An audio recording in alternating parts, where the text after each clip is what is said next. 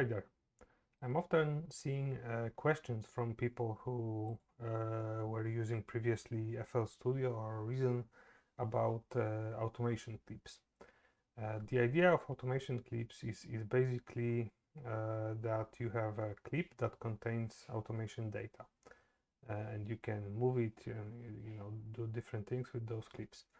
In Bitwig, we have simple automation lanes that belong to given track. So for example, if I have a polymer here and I want to automate the cutoff, yeah, I simply do it like that. If I want to automate, I don't know, face, I can do, for example, something like that. Yeah, and that simply belongs in the track. When I'm moving it, it moves along with it. I can do some operations with that. For example, I can stretch it. Yeah, I can, if I select it, I can, sorry, to be in different mode. If I select the points, I can scale them and so on. But that's something that I'm sure everybody knows already. Automation clips is a different idea. So instead of track with automation, I would have separate clips for that. So how can this be achieved in Bitwig? I have a simple loop here, and I will want to automate the filter cutoff of polymer. So let's start by adding an instrument track. Let's add a one bar clip. Let's add a node to it, whatever pitch, it doesn't matter. One long node, one bar. And let's add a DC offset audio effects. DC offset generates audio signal. Let me show you.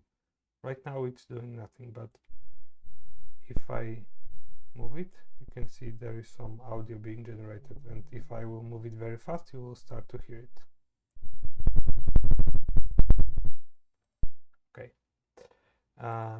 So we also want to have a tool device to make it silent. And let's add a modulator. The best one for this purpose is Classic LFO, because we can sync it to one bar. We can trigger it with a node. That's why we needed this clip here. We can make it unipolar or bipolar. Let's start with bipolar. And also we can bend the shape. So you can see on the display that it starts early, starts later, yes, and it's very it grows very fast. It's even better visible with the saw wave. Yeah, it definitely has a non-linear curve. So that's very useful to generate different, let's say, shapes of the automation. Okay, so now let's switch to saw. Sorry, to sine. And what we want to do, we want to put it in a group, and we want to bounce this clip.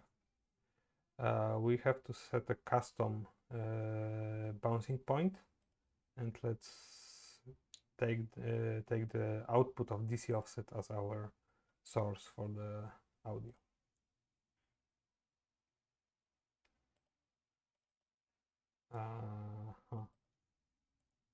Sorry, why isn't it working? Okay, because I didn't attach it to the automation, obviously. Yeah, let's do that to the full range. Okay, and now you see it moving and generating sound. Sorry. Okay, so let's bounce it again. 32-bit floating point probably is the best, because it will preserve as much detail as possible. Okay, and now we have a beautiful sine. Let's call it sine. Let's now switch it to, let's say, a square wave, and let's bounce it again.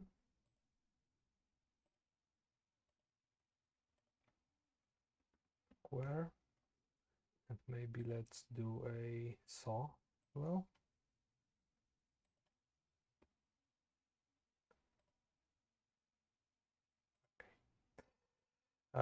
By the way, as you can see here on my my screen, the saw is pretty much perfect, but when you will do it in your Bitwig, it can look strange. This might be because you probably will use the perceptual waveform display, and after enabling that, you see it right like here. This is simply because Bitwig tries to show as much detail as possible using the perceptual waveform display. So it let's say emphasizes the visibility of short parts of your waveform. So that's why it's not really straight line. But if when I will use it for actual automation, you will see that it's still a straight line. It's just a visual thing. Okay, we now have those three basic shapes, and let's try to do something with them. So let's add a audio track. Yeah, here. Let's give it a color. Let's maybe group those two because they will belong together. So now this is going to be automation.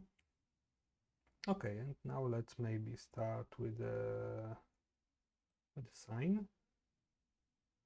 Remember to make a copy of it. Because it's an audio clip, we can do, you know, whatever things we can do with audio. So let's stretch it to make it a bit shorter. And now maybe let's use a square shape. Maybe let's put it here. Make it shorter again, like that.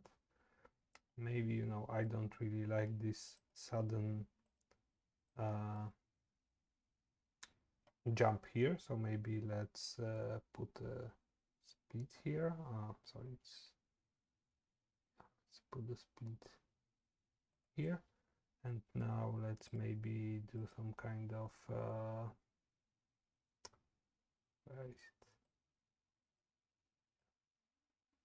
Something like that, because it's audio, so we can do whatever we want with it. We can maybe reduce the gain of this one and this one as well. Here we need to have some kind of, sorry, maybe this way. Oh, okay. And which one we didn't use? This one.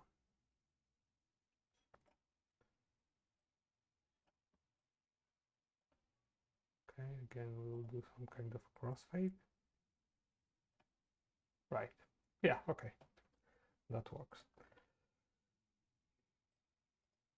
Okay, so now how we are using this automation, we go to Polymer, we add audio rate modulator.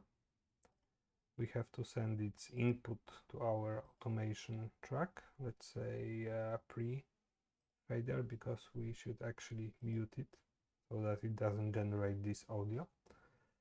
And now we will simply map it to our filter.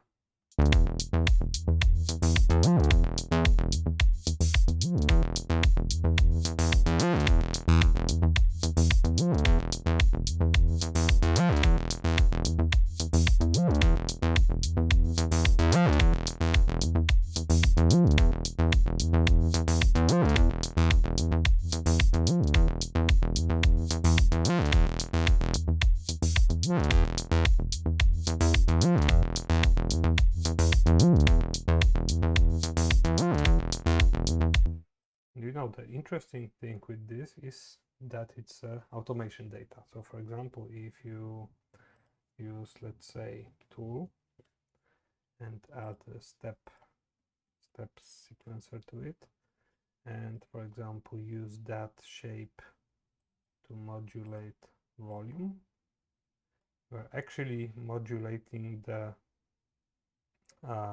automation data.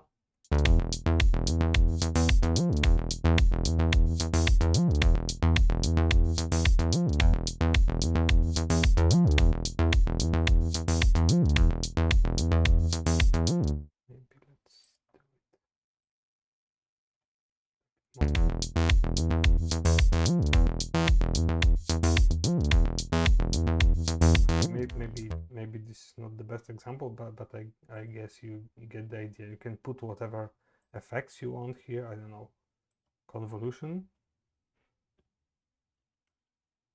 Yeah. And it will impact the way your automation works.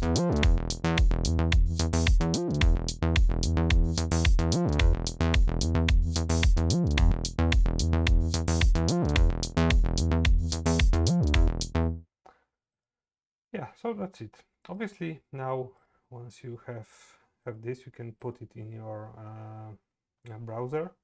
You can make a big library of different shapes, you know, with the unipolar, bipolar, with starting at a different phase, although you don't really need that because you can always, you know, cut the sample and start cut the automation clip and start it from whatever point you want, so that's not a problem. So it's a lot of fun, you know. It's not the most convenient workflow, but it might be useful if you are, you know, looking for some ideas, looking for some happy accidents and so on. And it's just great fun. Okay, thank you.